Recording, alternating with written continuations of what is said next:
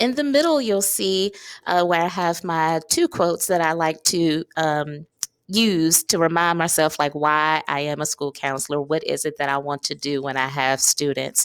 So all students do well when they can, and all students can learn when equitably supported. So when I say that all students do well when they can, a lot of times we have lots of high expectations of coming in already knowing how to learn, how to study, how to be a friend, how to stay quiet in class, how to be properly behaved. A lot of those things, yes, we learn, growing up, but there are some things that you guys just don't know yet. And so when you do know it, I am certain that you can make better decisions. So that's why I'm a strong believer in all students do well when they can.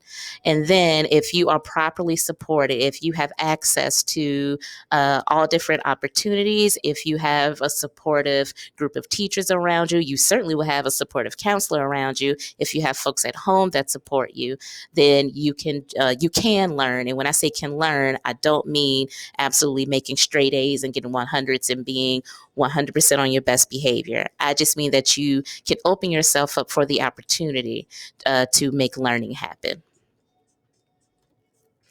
All right, so let's jump into what to expect as far as your schedule for next year. So I know this year is a little different.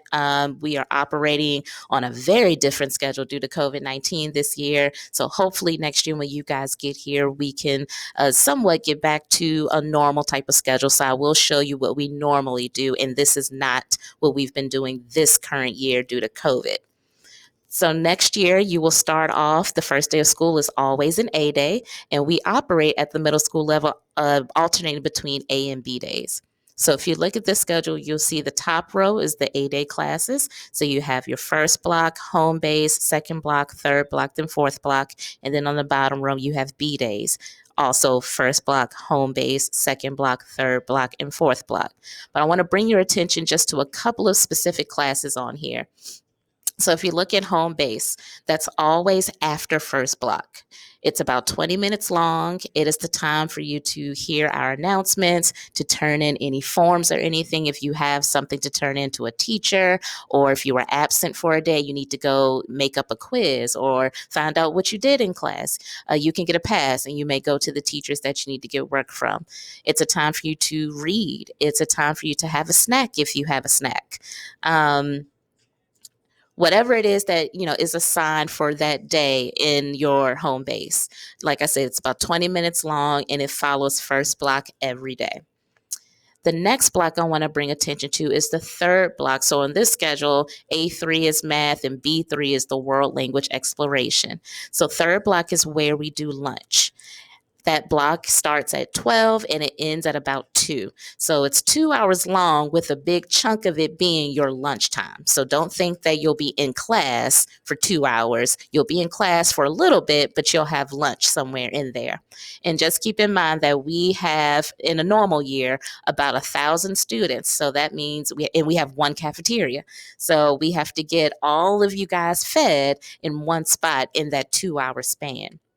So our lunches operate in shifts, and we had about maybe 5 to 7 shifts last school year. So, and you operate on different times on different days. So your A3 teacher, for example, in this example, it's Miss Cooper.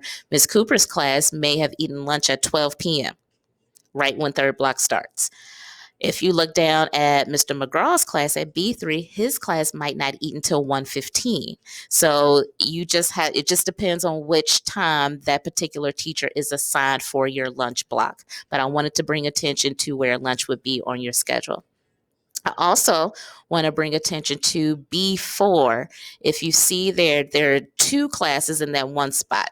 If you look, the Applied STEM Investigations class, that is semester 1, so that's the first half of the year.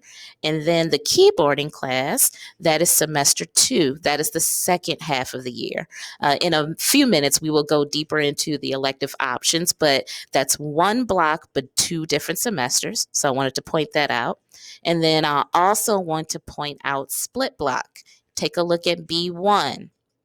Split block means half language arts and half math.